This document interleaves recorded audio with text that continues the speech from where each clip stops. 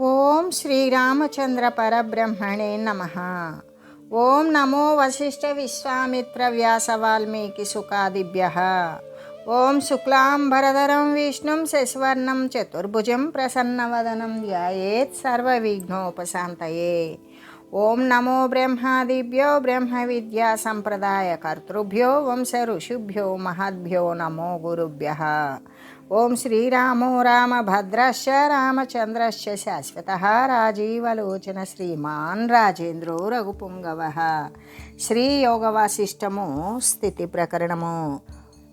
ఓ మహామతివైన ఓ రామచంద్ర, ఇది నాకు కావలియును అని తలంచడం, తన యొక్క దౌర్భాగ్యము చేత కలిగేటువంటి దీనత్వాన్ని చేత నశించుచూ ఉండేవానికి పురుషార్థము అనేది లేశమైనా సరే ప్రాప్తించదు. కాబట్టి రామ, ఈ పదార్థము నాకు ఉండుగాక, ఈ పదార్థము నాకు ఉండకుండుగాక అని ఈ విధంగా ఎవడైతే కోరేటువంటి మనుజుడు ఉంటాడో వాడు తన యొక్క దౌర్భాగ్యం వలన జనించిన దీనత్వము కారణం చేత పురుషార్థము యొక్క అంటే మోక్షము యొక్క బూడిద మాత్రము, ఆ భస్మం కూడా వానికి లభించదు అని తెలియజేస్తూ, అంతేకాదు వేత్తి నిధ్యాముదారాత్మ త్రైలోక్యామపి అస్తృణం తం త్యజంత్యాపదః సర్వాః సర్పా ఇవ జరత్వచం. ఏ ఉదార చరిత్రుడైతే త్రిలోకాలను కూడా తృణంగా చూడగలుగుతాడో, అంటే అటువంటి వాడు సమభావముతో ఉన్నటువంటి వాడు మాత్రమే త్రిలోకాలను కూడా, అంటే కైలాస వైకుంఠ సత్యలోకాలు అని చెప్పడం. లేదా త్రిలోకాలు అన్నప్పుడు దివిజులు, మానవులు, రాక్షసులు ఉండేటువంటి లోకాలు ఏంటవి? స్వర్గము, మత్యలోకము, రసాతలము అనేటువంటి ఈ లోకాల యొక్క వైభవాన్ని కూడా ఎటువంటి సమస్థితిలో ఉన్నటువంటి వాడు దానిని గడ్డి పరకతో సమానంగా చూస్తాడు. అటువంటి మహాత్ముడు ఏ విధంగా ఉంటాడు అంటే, సర్పం గనక తన కుబుసాన్ని వదిలినట్లుగానే సమస్త ఆపదలను కూడా వాడు వదిలివేస్తాడు. ఏ ఉదారాత్ముడైతే ముల్లోకాలను సైతము ఎల్లవేళలా కూడా గడ్డి పరకలాగా తుచ్చముగా తెలుసుకుంటాడో, ఆ మహాత్ముని యొక్క సమస్త ఆపదలు కూడా సర్పాలు గనక కుబుసాన్ని వదిలి వెళ్ళిపోయినట్లుగానే అదేవిధంగా అతని నుండి ఆ యొక్క ఆపదలు మొత్తం సర్వము వెళ్ళిపోతాయి, నశించిపోతాయి అని చెబుతూ, అప్యాపది దురంతాయాం నైవ గంతవ్యమక్రమే. అయితే ఎవని యొక్క అంతఃకరణమున, మనస్సునందు, చిత్తమునందు, వీటి యొక్క మరి బుద్ధి అహంకారాల యందు కూడా నిత్యము కూడా సత్వగుణము అనేది మాత్రమే స్ఫురిస్తూ ఉన్నదనుకో, అట్టి వానిని ఇంద్రుడు మొదలైనటువంటి దేవతలు అందరూ కూడా, అంటే సర్వ దిక్కులకి కూడా అది పాలకులు అయిన వారు, ఆ పాలకులు అయిన లోకేశురు అంటే రాజులు సైతం అందరూ కూడా తమ యొక్క యథార్థభూతమైనటువంటి బ్రహ్మాండాన్ని లాగానే పాలించి రక్షిస్తూ ఉంటారు. కాబట్టి ఎట్టి ఘోర విపత్తునందు అయినప్పటికీ కూడా వాడు మళ్ళీ కూడా ఆ అసన్మార్గము అనేటువంటిది వాడు పొందకూడదు. కాబట్టి మహాఘోర ఆపత్తునందు కూడా అసన్మార్గమున అంటే చెడు త్రోవనందు పోకూడదు. ఆ యొక్క దుష్ట మార్గమునందు వెళ్ళడం చేత ఏమైంది, రాహువు కూడా అమృతపానం చేయుచూ ఉన్నప్పటికీ కూడా ఏ విధంగా అంటే, రాహురప్యక్రమేణైవం పిబన్నప్యమృతం మృతః సత్యాస్త్ర సాధు సంపర్క మార్కముగ్ర ప్రకాశనం. ఏ విధంగానంటే, ఎవని హృదయమునందైతే ఆత్మజ్ఞానము నిత్యము కూడా ప్రకాశిస్తూ ఉంటుందో వాని యొక్క అతనిని లోకపాలురైనటువంటి దేవతలందరూ కూడా తమకు ఆధారభూతమైన విశాల బ్రహ్మాండములాగానే వారిని రక్షిస్తూ ఉంటారు. అంతేకాదు మరి మహాఘోర ఆపత్తునందు కూడా ఏ విధంగా అంటే అసన్మార్గము అంటే చెడు త్రోవ కనుక మనకు లభించినట్లయితే దాని యందు ఈ దేహభావం చేత అనేక విషయాదులు మనం లబ్ధి పొందుతాము అని అనిపించినట్లయితే ఆ విధంగా పోవడమే అసన్మార్గం. అంటే మన మార్గము కానటువంటిదే అసన్మార్గం. అటువంటి దుష్ట మార్గాన్ని అంటే తప్పుడు మార్గాన్ని పట్టిపోవడం చేత ఇప్పుడు ఎట్లాగంటే అమృతం లభించినప్పుడు ఆ మోహిని అవతారం ఎత్తినటువంటి శ్రీహరి దేవతలను ఒక పంక్తిగా రాక్షసులను ఒక పంక్తిగా కూర్చోబెట్టి మొదట దేవతల నుండి అమృతం పంచడం మొదలుపెట్టారు.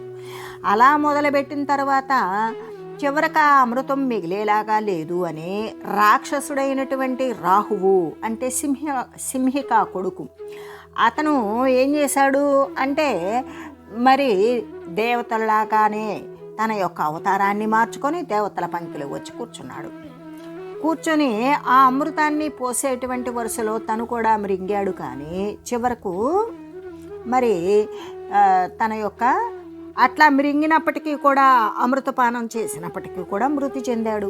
ఎందుకు అంటే అది సూర్యచంద్రుల ద్వారా శ్రీహరికి తెలియబడింది. అప్పుడు ఆయన తన యొక్క చక్రాయుధము చేత రాహు యొక్క శిరస్సును ఖండించాడు. అంటే దేహానికి దిగేలోగానే కంఠంలో అమృతం ఉన్నప్పుడే దాన్ని ఖండించాడు. అందుకని రాహు యొక్క తల వరకు అది అమృతప్రాయంగా దానికి చావు లేదు.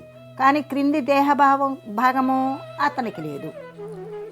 తను ఆ రాహువు మారువేషంతో వచ్చి అమృతాన్ని సేవించినప్పటికీ కూడా మృతి చెందాడు. కానీ అతని చేత ఏదైతే అంటే స్పర్శించబడినటువంటి భాగం వరకు మాత్రమే అది అమృతమయంగా ఉండి మిగతా దేహం అంతా కూడా నశించిపోయింది అని చెబుతూ, అదేవిధంగా ఇక్కడ రాహువు ఏం చేశాడు అంటే అసన్మార్గాన్ని అవలంబించాడు. అంటే దాని ద్వారా తను లబ్ధి పొందుదాము అనుకున్నాడే కానీ పొందలేకపోయాడు.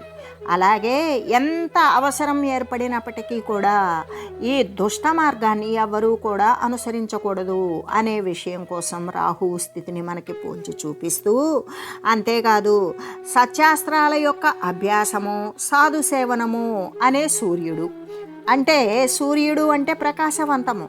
సత్యాస్త్రాల యొక్క అభ్యాసం ద్వారా వీడు సూర్యునిలాగానే ప్రకాశిస్తాడు. ఎందుకు? సత్తును గురించి శాశ్వతమైన తత్వాన్ని గురించి తెలియజేసేటువంటి శాస్త్రాన్ని అనుసరిస్తూ ఉన్నాడు, అభ్యసించాడు, దాని ప్రకారం అనుసరిస్తూ ఉన్నాడు. దాని ద్వారా సాధుజన సేవ అంటే మహనీయుల యొక్క వాక్కు ద్వారా, వారి యొక్క శుశ్రూష ద్వారా, వారి యొక్క కరుణ ద్వారా, వారు చూపించిన మార్గాన్ని అనుసరించడం ద్వారా కూడా వాడు ప్రచండ సూర్యుడిలా జ్ఞానతేజంతో వెలుగుతూ ఉన్నాడు. అటువంటి జగత్ సంహారకారకుడే అవడం చేత ఈ ఉగ్రుడు అనబడేటువంటి శివుని పరమాత్మను ప్రకాశింపజేస్తూ ఉన్నాడు, అంటే సాక్షాత్కరింపజేస్తూ ఉన్నాడు. ఏది ఉగ్రమైనటువంటి మరి మరొక ఆలోచన లేనటువంటి సత్శాస్త్రాలను అభ్యసించడం, మహనీయులను సేవించడం, జ్ఞాన మార్గాన్ని అనుసరించడం, దీనివల్ల జగత్ సంబంధమైన ఇక్కడ జగత్ సంహారకారకుడు అని రుద్రుడు, ఏది తమోగుణ ప్రధానుడు అని చెప్తాం. అయితే ఇక్కడ జగత్ సంహారకారకుడు అంటే జగత్తు అంటే చచ్చి పుట్టేటువంటిది, పుట్టి చచ్చేటువంటిది.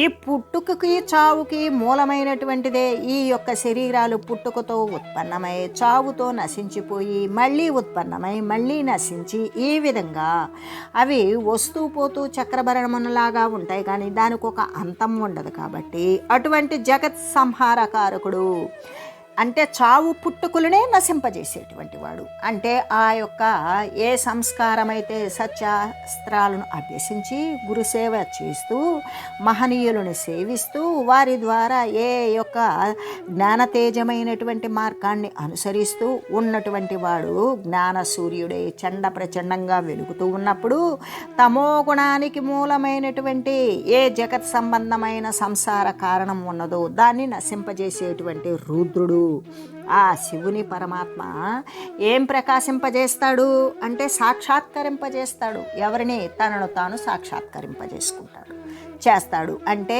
నీవు తప్ప ఏ పరమాత్మ స్వరూపమైతే ఉన్నదో అదే నీవు తప్ప ఇతరమైన వస్తువు లేదు అనే విషయాన్ని సాక్షాత్కరింపజేసేటువంటి స్థితి ఉంటుంది అని చెబుతూ, అయితే మహాఘోరమైనటువంటి ఆపద వాటిల్లినప్పటికీ కూడా మనం పోకూడనటువంటి మార్గమునందు మనం పోకూడదు. ఆ విధంగా అసన్మార్గము అంటే వెళ్ళకూడనటువంటి మార్గము అనుసరించకుండా ఉండాలి. కానీ అలా పోవడం చేత రాహువు ఏం చేశాడు? తను అమృతాన్ని సేవించినప్పటికీ కూడా మరణానికి పాల్పడ్డాడు. అట్లాగే ఏ శ్రయంతే నతే యాంతి మోహాంధస్య పునఃస్వరం అవశ్యావశ్యతాం యాంతి సర్వపదక్షయ.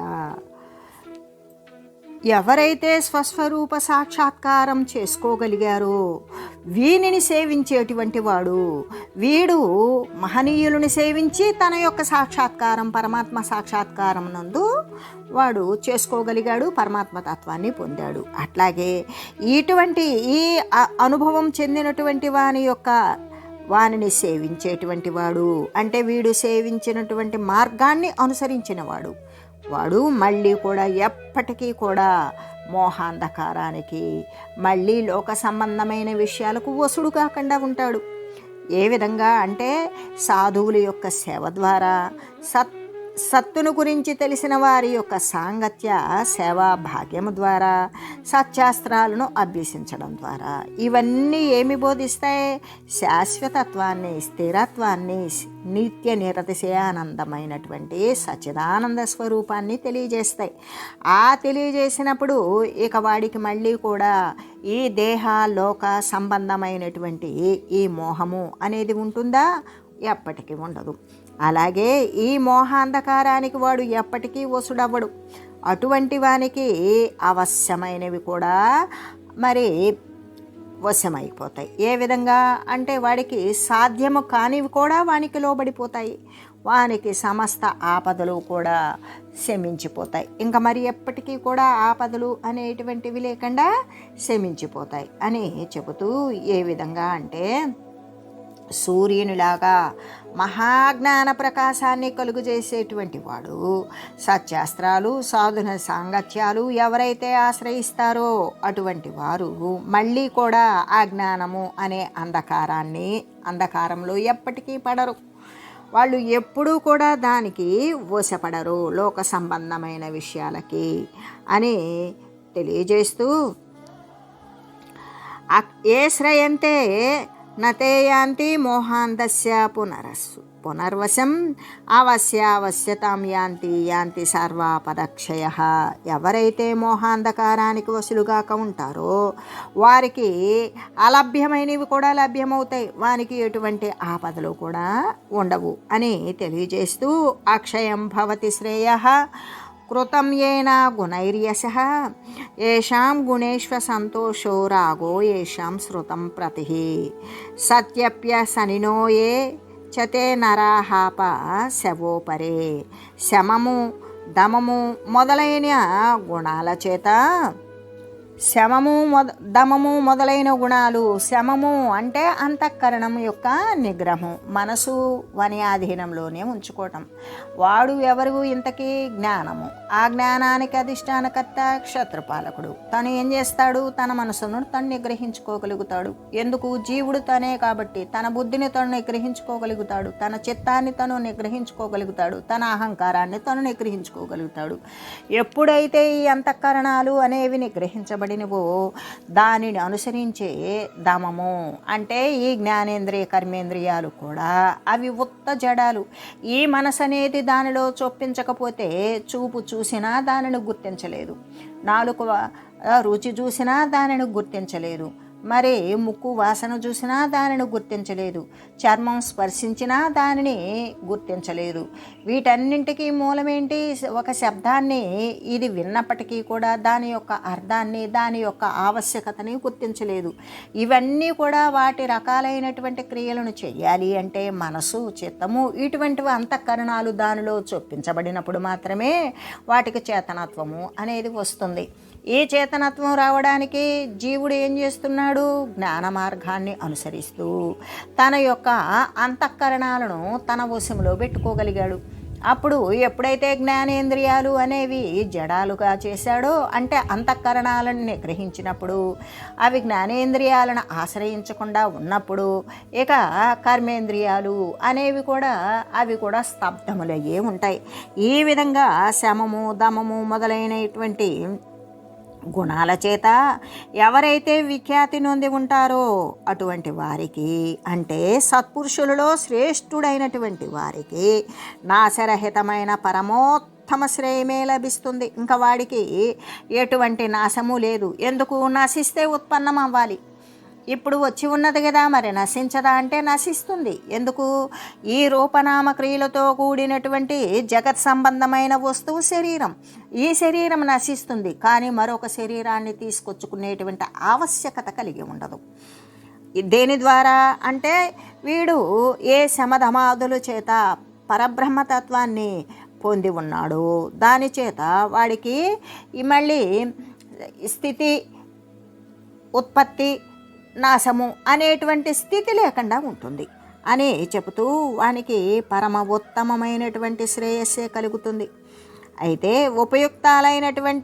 ఉపరోక్తాలైనటువంటి శమము, దమము మొదలైన గుణాల యందు ఆధ్యాత్మము అంటే శాస్త్రాల యొక్క శ్రవణము, మరి సత్యమందు మిక్కిలి ప్రీతి కలిగిన వారు మాత్రమే మనుష్యులు అనబడతారు. ఇక్కడ మనుష్యులు అనేటువంటి వారు అందుకే జంతువునాం నరజన్మ దుర్లభం.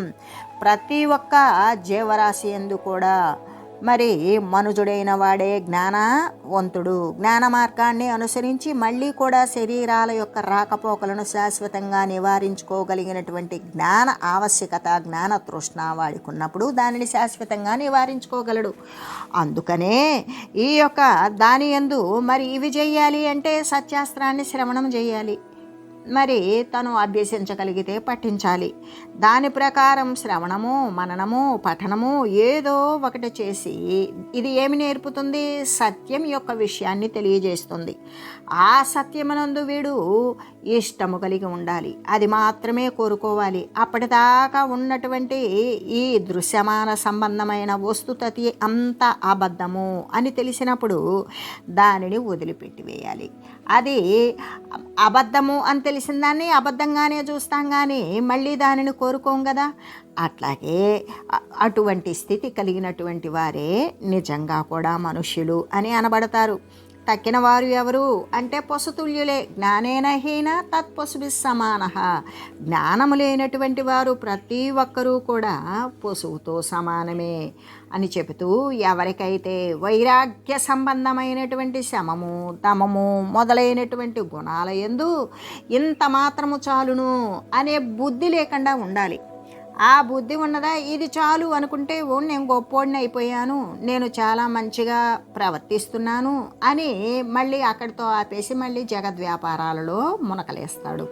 కాబట్టి ఎవరికైతే ఇంత మాత్రము చాలు అనే బుద్ధి లేకుండా ఉంటుందో, ఎవరికైతే ఆధ్యాత్మ శాస్త్రాల యందు అంటే మిథ్యాత్మను దూరీకరించగలిగినటువంటి ఆధ్యాత్మ శాస్త్రాలను ఎవరైతే ఆ శాస్త్రాల ద్వారా గురువుల ద్వారా వినడం, ఏది సత్తును గురించి వినడం, ఆ విన్నదాని యందు శ్రద్ధ కలిగి ఉండడం, ఇష్టము కలిగి ఉండడం, ఎవరైతే సత్యమైనటువంటి ఆత్మ పట్ల ఎటువంటి వ్యసనము, అత్యాసక్తి కలిగి ఉంటారో, ఆత్మతత్వాన్ని పొందాలి, ఆత్మనే దర్శించాలి, ఆత్మస్వరూపమే నేను అనేటువంటి ఒక వ్యసనము, అంటే అది పొందేదాకా, తనను తాను దర్శించేదాకా అటువంటి ఆతృత, ఆరాటం ఎవరికైతే ఉంటుందో వారే నిజమైనటువంటి మనుషులు అని చెప్పదగుతుంది. తక్కిన వారో పశువులే అని తెలియజేస్తూ, యశశ్చంద్రికట ఏషాం భాసితం జంతు హృత్సరః తేషాం క్షీరసముద్రాణం నూనం మూర్తః స్థితో హరిః భుక్తం భోక్తవ్యమఖిలం దృష్ట ద్రష్టవ్య దృష్టయః. ఎవని యొక్క యశశ్చంద్రిక చేత అంటే ఎవరికైతే కీర్తి అనేటువంటి చంద్రిక ఉంటుందో, జ్ఞాన యశస్సు, జ్ఞానము అనేటువంటిది కలిగి ఉంటుందో అటువంటి జీవుల యొక్క హృదయ సరోవరం ఏ విధంగా ఉంటుంది, వారి యొక్క మానసం ఎలా ఉంటుంది అంటే ఆహ్లాదము చెందబడి ఉంటుంది. అట్టి క్షీర సముద్రము అంటే వారి యొక్క హృదయం ఎలా ఉంటుంది, పాల సముద్రం అంతా స్వచ్ఛంగా ఉంటుంది. ఆ పాల సముద్రం వంటి పవిత్రమూర్తుల యందు అటువంటి హృదయాన్ని తయారు చేసుకున్నటువంటి వారి యందు సాక్షాత్తు విష్ణు భగవానుడే వసించి ఉంటాడు. అటువంటి వారు మరి భోక్తవ్య పదార్థాలన్నింటినీ కూడా అనుభవించేటువంటి వారు, ద్రష్టవ్య పదార్థాలన్నింటినీ కూడా దర్శించిన వారే అవుతారు. ఏ విధంగా అంటే ఎవరి యొక్క జ్ఞాన యశస్సు అనే వెన్నెల చేత జనుల యొక్క హృదయమున సరోవరము ఏ విధంగా అంటే పాల సముద్రంలాగా స్వచ్ఛముగా తెల్లగా ధవలమై ఆహ్లాదయుక్తంగా చేయబడిందో అది వాని యొక్క పురుష ప్రయత్నం ద్వారా మాత్రమే చేయబడుతుంది. అప్పుడు ఆ క్షీర సముద్ర తుల్యులకు అంటే పాల సముద్రముతో సమానమైనటువంటి మానసం కలిగిన మహనీయుల యొక్క శరీరాల యందు సాక్షాత్తు విష్ణు భగవానుడే ప్రకాశిస్తూ ఉంటాడు అని చెబుతూ, అంతేకాదు ఈ అనాది అయినటువంటి సంసారం గనక గడిచిందా, అసంఖ్యాకములైనటువంటి జన్మల యందు జీవులు తాము అనుభవింపదగినటువంటి విషయాలు అన్నింటినీ కూడా అనుభవించేశారు, చూడవలసినటువంటి దానిని మొత్తం కూడా చూసేశారు అని చెబుతూ, ఏ విధంగా అంటే కిమన్యద్భవభంగాయ భూయో భేగేషు లుబ్ధత యథాక్రమం యథా శాస్త్రం యథాచారం యథాస్థితి స్థీయతాం ముచ్యతామంతర్భోగజాలాం అవాస్తవం సంస్తవః క్రియతాం కీర్త్యా గుణైర్గగనగామిభిః. రాబోయేటువంటి జన్మ పరంపరల చేత తమ ఆత్మను నశింపజేసే ఈ ప్రాపంచక విషయ భోగాలు అందు ఇంకా కూడా ఎందుకు ఇష్టం, ఎందుకు ఇంకా కోరిక అంటే విషయలుబ్ధత్వము అంటే సరి అయినది కాదు అనే కదా భావము. కాబట్టి వాని అధికారమును అనుసరించి శాస్త్రానుకూలంగా పూర్వ ఆచార్యుల చేత సంప్రవర్తితమైనటువంటి ఆచారాలను అనుసరించడమే ఏ భూమిక యందు ఎంతకాలము స్థితి కలిగి ఉండవలెనో అంతకాలము ఆయా భూమికల యందు ఉండి అభ్యసిస్తూనే ఉండాలి. అంటే ఇప్పుడు మనకి సప్తజ్ఞాన భూమికలు అనేవి మనం ఇంతకు ముందుగా తెలియజేసుకున్నాం. ఏమేంటి అన్నప్పుడు ఈ సప్తజ్ఞాన భూమికల్లో శుభేచ్ఛ, విచారణ, తనుమానసి, సత్వాపత్తి, అసంశక్తి, పదార్థాభావని, తుర్యగా అనబడేటువంటి ఈ 7 భూమికలను అనుసరించేటువంటి వాడు ఒక్కొక్క దాని యందు ఏ విధంగా శుభేచ్ఛ, శుభకరమైన ఈ జగత్ సంబంధమైన విషయాలు ఎన్ని నాళ్ళు ఎన్ని శరీరాలు ధరించి వదులుతూ ఉన్నప్పటికీ కూడా ఇది తప్పదు, ఎకనైనా మంచి కర్మలను చేస్తూ మరి ఏ శాస్త్ర విచారణ చేస్తూ దైవికాన్ని గురించి తెలుసుకోవాలి అని కోరిక కలగడం. ఆ తర్వాత దైవం అంటే ఎలా ఉంటుంది, ఏది దైవం సత్యమైనప్పుడు అసత్యమైన పదార్థం ఏమిటి అనే విచారణ అనేది తయారవుతుంది. ఆ యొక్క విచారణ ద్వారా తను మానసి, అప్పుడు ఇక్కడ మానస సంబంధమైన అంటే ఏ చైతన్య సంబంధము చేతే శరీరము నడుస్తుంది, కానీ ఈ శరీరము సహజమైనటువంటి చేతనా వస్తువు కాదు అని తెలిసినప్పుడు ఇక పదార్థాల యందు వాడికి ఏ విధంగా అంటే సత్య వస్తువు అయినటువంటి ఏ పారమార్థికమైన వస్తువు ఉన్నదో దాని పట్ల కలిగేటువంటి ఆసక్తి, దాని ద్వారా వానికి వచ్చిపోయేటువంటి శరీరం ఉండి దానిలో అహంకృతమై ఉన్నప్పుడు ఈ జగత్తంతా సత్యమని ఇలా భావిస్తూ ఆరొంపిలో పడి ఈ జగత్తు ఈ శరీరాలు వచ్చిపోయేవే కానీ స్థిరమైనవి కావు, స్థిరమైనటువంటి పరమాత్మ అనేది వేరుగా ఉన్నది అన్నప్పుడు వానికి దాని పట్ల ఆసక్తి అనేది నశిస్తుంది. నశించి నిత్యమైన సత్యమైన శాశ్వతమైన స్థిరమైన పరమాత్మ కొరకే వాడు అటువంటి అనుష్ఠానాన్నే అనుసరిస్తూ ఉంటాడు. అప్పుడు అనుసరించేటప్పుడు వాడికి సమాధి స్థితి లాంటిదే ఏర్పడుతుంది. ఆ సమాధి స్థితిలో వాడు తన యొక్క తనువుని, ఇహాన్ని మొత్తాన్ని కూడా, జగత్తుని, దృశ్యాన్ని మరచి తనను తాను దేహ సంబంధమైన, జగత్ సంబంధమైన శరీరాదులు యందు వానికి స్పృహ లేకుండా పరమాత్మ యందే లీనమై ఉండగలుగుతాడు. లీనమై ఉన్నప్పుడు వాడికి మరి శారీరకమైనటువంటి పోషణ కోసం వారి చుట్టూ ఉన్నటువంటి కొంతమంది యొక్క ప్రేరణ చేత వారు పెడితే తినడము, వారు ప్రేరణ చేస్తే తినడము, మళ్ళీ కూడా తన యొక్క పరమాత్మ స్థితి సర్వవ్యాపకమైన, మరి అన్నింటికీ ఆశ్రయభూతమైన పరమాత్మ యందే మళ్ళీ కూడా వెంటనే లీనమవుతూ ఉంటారు. అటువంటి వారికి పదార్థాల పట్ల ఏ భావన ఉండదు. ఇది బాగున్నదనో, ఇంత ఎక్కువ ఉన్నదనో, మరీ కావాలి అనో, అసలు పదార్థాల పట్ల ఏ భావన లేకుండా పదార్థాభావనే అయినప్పుడు వాడు చిట్ట చివరికి తుర్యగా అనేటువంటి మోక్షస్థానమునందు ప్రవేశించేటువంటి ఏ సప్తభూమిక విషయాలైతే ఉన్నాయో ఆ యొక్క ఒక్కొక్క పాత్రను అనుసరించేటప్పుడు దాని యందు లీనమై దానిని ఒక్కొక్క దానిని కూడా శుద్ధముగా అనుసరిస్తూ ఆ సమయంలో ఎటువంటి స్థితి కలిగి ఉండాలో అంతకాలము కూడా ఆయా భూమికల యందు అభ్యసిస్తూనే ఉండాలి. ఇలా అభ్యసించేటప్పుడు ఏమవుతుంది అంటే మిథ్యాభోగజాలం అంతా కూడా అబద్ధ రూపంలో కనబడేటువంటి ఈ యొక్క వలల చేత పన్నబడినటువంటి అనుభవయోగ్యమైన వస్తుతతి అంతా కూడా పూర్తి అంతఃకరణం నుండి మానసికమైన, బుద్ధిపూర్వకమైన, చిత్తపూర్వకమైన, అహంకార రూపమైనటువంటి మానసిక స్థితి నుండి అది త్యజించి వేయాలి. అప్పుడు అదంతా పోయినప్పుడు నాకు సుఖం కావాలనో, నాకు ఆ వస్తువు అయితే బాగుంటుందనో, నేను హాయిగా అందంగా ఉండాలనో, ఎక్కువ కాలం బ్రతకాలనో ఇలాంటి కోరికలు ఏమి ఉండవు. ఎందుకు? ఇవన్నీ దృశ్యమాన సంబంధం కాబట్టి. అప్పుడు స్వర్గ పర్యంతము కూడా వ్యాపిస్తుంది. వ్యాపించి విఖ్యాతములైన తన యొక్క ఉత్తమ గుణాల చేత, మరి యశో మహిమ చేత, సత్పురుషుల చేత సంస్తుతింపబడుతూ ఉంటుంది. అయినప్పటికీ కూడా వాడు ఏ లోకాన్ని, ఏ సుఖాన్ని, దేనిని ఆశించడు.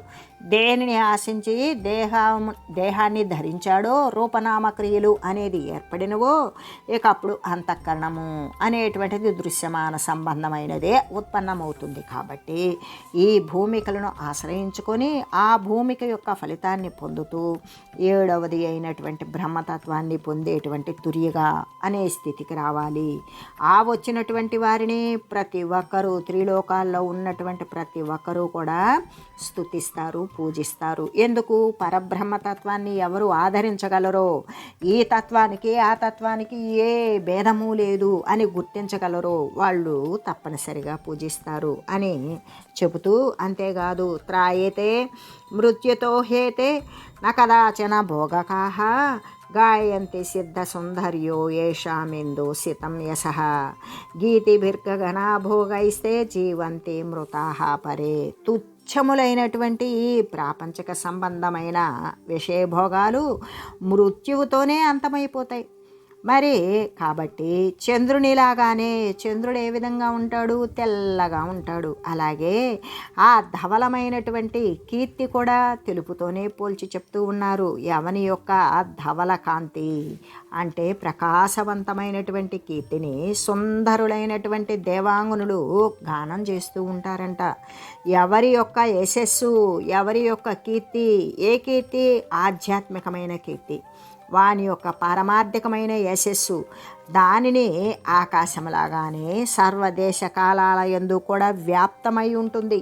అలా ఎవరికైతే వ్యాప్తమై ఉంటుందో అట్టి ఉత్తములే జీవించిన వారు. మరి తక్కిన వారు చచ్చిపోయిన వారితో సమానమే. అంటే ఇక్కడ విషయం ఏంటి? అమృతమయమైనటువంటిది సర్వసత్తాక ప్రతిపత్తి కలిగిన సర్వవ్యాపకమైన పరమాత్మను అనుష్ఠించి దాని యందు అధివసించడమే. అది లేకపోతే వాని యొక్క ఇక అక్కడ జీవము, శవము. ఎక్కడ శివం ఎవరు? పరమాత్మతత్వం. అదే జగత్తుతో కూడింది శవంతో సమానం. అంటే అమృతతుల్యమైనటువంటి ఆ సత్తాను అనుసరించడమే అమృతప్రాయము. వాడే నిజముగా జీవించి ఉన్నవాడు. మరి మిగతావాడో మృతప్రాయుడే అని శ్రీ వశిష్ఠ గురుదేవులు తెలియజేస్తూ, ఓం మంగళం శ్రీ గురుదేవాయ మహనీయ గుణాత్మనే సర్వలోక శరణ్యాయ సాధురూపాయ మంగళం. ఓం మంగళం కోసలేంద్రాయ రామాయ రామభద్రాయ చక్రవర్తి తనూజాయ సార్వభౌమాయ జానకీ వల్లభాయ శ్రీరామచంద్రాయ మంగళం. ఓం తత్సత్.